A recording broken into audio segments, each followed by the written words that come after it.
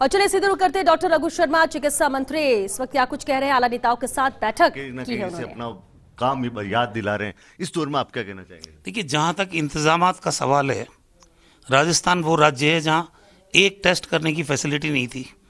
हमने 10-11 महीने में 70,000 टेस्ट, वो भी RT-PCR टेस्ट, जिस पे प्रधानमंत्री पूरा जोर दे रहे हैं, सबसे विश्वसनीय टेस्ट है, वो 70,000 टेस्ट पर डे करने की हमने क्षमता विकसित की, जिसको हम आने वाले एक आध सप्ताह में 1 लाख से पार कर देंगे। हमारे यहाँ हेल्थ इंफ्रास्ट्रक्चर पूरा है, ICU के बेड बने हैं, वेंटिलेटर्स पूरे हैं, सेंट्रलाइज ऑक्सीजन सिस्टम हमने डेवलप किया है, ऑक्सीजन सपोर्टेड बेड हैं, सामान्य बेड हैं, हमारे यहाँ डे केयर फैसिलिटीज़ है, हमारे यहाँ पोस्ट कोविड केयर फैसिलिटीज़ है, हम डेडिकेटेड कोविड केयर हॉस्पिटल्स भी हमारे पास हैं, किसी चीज़ की कमी नहीं है।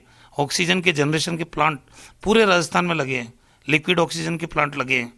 सवाल ये है कि कोविड एप्रोप्रिएट बिहेवियर, क्योंकि ये संक्रमण जो पिछली साल आया था उससे ज़्यादा दुगनी गति से आ जा रहा है, और जिस तेज़ी से फैल रहा है, पिछली बार से ज़्यादा संक्रमित व्यक्ति पर डे की संख्या आ रही है।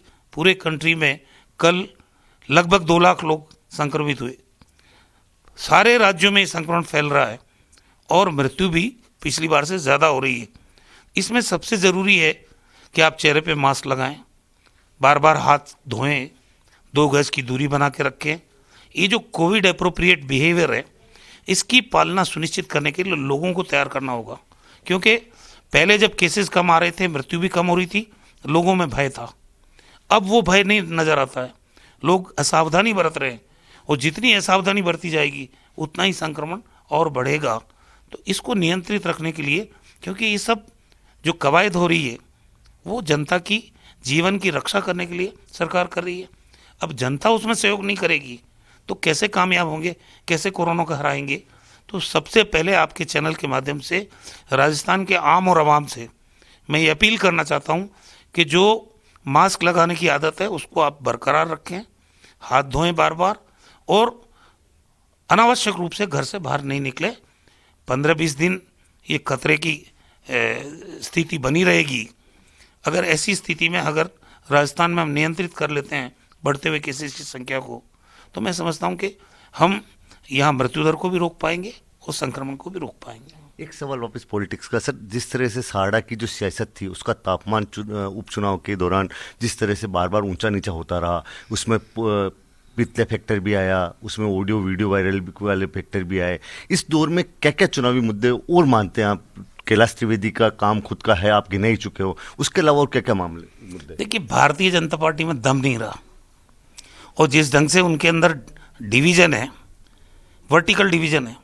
10 साल जो चीफ मिनिस्टर रही है वसुंधरा जी, उनके पोस्टर और बैनर में फोटो गायब है, उनको आप बुला नहीं रहे हो, और लोगों को साफ समझ में आ रहा है कि भारतीय जनता पार्टी में अभी 2M दर्जे का नेतृत्व है, उसको कोई गंभीरता से ले भी नहीं रहा। कहाँ एक तरफ अशोक गहलोत की टावरिंग पर्सनैलिटी, तीसरी बार के मुख्यमंत्री, और कहाँ भारतीय जनता पार्टी में जिस तरह के जो नेता हैं वो अपनी पार्टी को एक रखने में नाकामयाब रहे। तो जब पार्टी अनुशासित होने का दावा करती है, पार्टी विद डिफरेंस की बात करती है, उनकी पार्टी का ये जो अंदरूनी कलह है ये सतह पे आ गई। आम कार्यकर्ता में महसूस हो गया कि बीजेपी कामयाब नहीं होगी, जिस परिवार में झगड़े होंगे वो कभी कामयाब नहीं हो। और एक तरफ कांग्रेस पार्टी है जो पूरा परिवार यूनाइटेड होके और हम चुनाव लड़ रहे हैं।